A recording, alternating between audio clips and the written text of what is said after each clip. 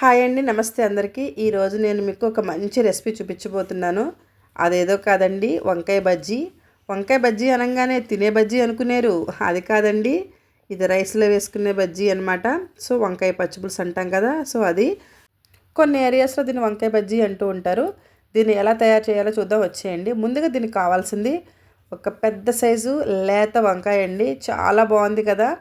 ఈ వంకాయకి అసలు పుచ్చులే లేవు. వీటిని మనం ఒక గిన్నెలో వాటర్ తీసుకొని అందులో 1 టేబుల్ స్పూన్ సాల్ట్ వేసుకొని ఆ వాటర్లో మనం ఈ వంకాయలను ముక్కలుగా కట్ చేసుకుని వేసుకోవాలండి. కొంచెం పెద్ద సైజు ముక్కలుగా వేసుకోవచ్చు, పర్వాలేదండి, ఎందుకంటే త్వరగానే కుక్ అయిపోతాయి. సో చూసారా, ఆ వాటర్లో వేసుకోవాలి. సాల్ట్ వేయిపోతే కనుక ముక్కలు అనేవి కలర్ షేడ్ అయిపోతాయండి. సో అందు గురించినే వేయాలి. తర్వాత గ్యాస్ మీద కడాయి పెట్టుకొని 3 టేబుల్ స్పూన్ ఆయిల్ తీసుకొని ఆయిల్ వేడైన తర్వాత అందులో మనం ఒక 10 to 15 పచ్చిమిర్చి వేసుకోవచ్చండి. అంటే నేను మీడియం సైజ్ కారం ఉండే పచ్చిమిర్చి తీసుకున్నాను. బట్ ఎక్కువగా కారం ఉంటే మాత్రం తగ్గించుకోండి. నేను మాత్రం 15 అలా వేసుకున్నానండి. కొంచెం కరివేపాకు, 1/2 టేబుల్ స్పూన్ జీలకర్ర అండి. ఇవి కూడా కొంచెం ఫ్రై అవ్వాలి. సో ఫ్రై అయిన తర్వాత ఇందులో మనం వంకాయ ముక్కలు ఉన్నాయి కదండి, మనం కట్ చేసి పెట్టుకున్న వంకాయ ముక్కలను వేసుకోవాలి. అవి వేసుకున్న తర్వాత వెంటనే అందులో మనం సాల్ట్ వేసేసుకోవాలండి. చెప్పాను కదండి, వంకాయ కర్రీలో అయినా సరే మనం కట్ చేసేటప్పుడైనా సరే ఖచ్చితంగా సాల్ట్ అనేది ఉప్పు అనేది ముందుగా వేసుకోవాలన్నమాట.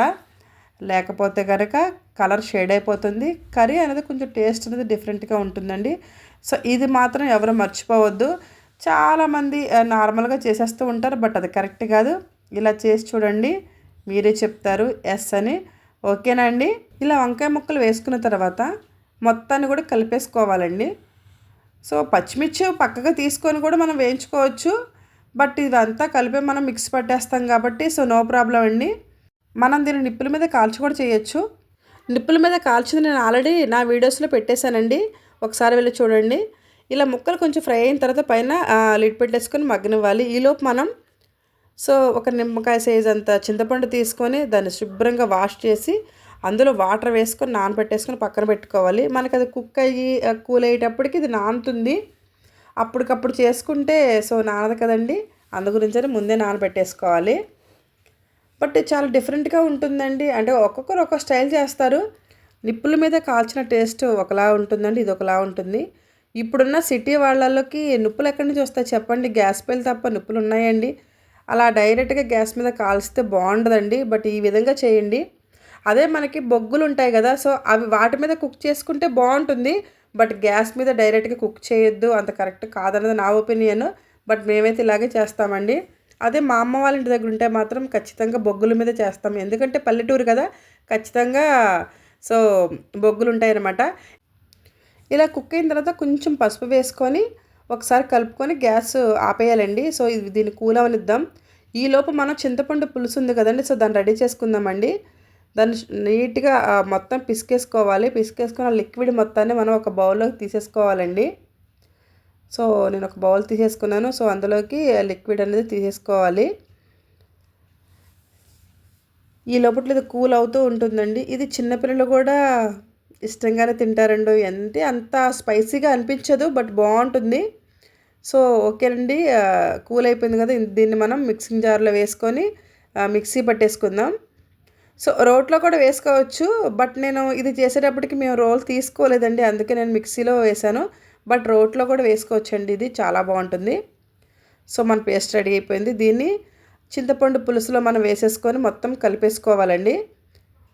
అలానే లిక్విడ్ మనం అడ్జస్ట్ చేసుకుంటూ కలుపుకోవచ్చు. కొంతమంది పలచగా తింటారు, కొంతమంది తిక్కుగా తింటారు. బట్ ఇది కొంచెం పలచగా ఉంటేనే బాగుంటుందండి, నేనైతే అలాగే చేస్తాను. కొంతమంది తిక్కుగా కూడా తింటారు, బట్ ఎవరి టేస్ట్ వాళ్ళది. బట్ ఇది ఎలా తిన్నా కూడా బాగుంటుందండి.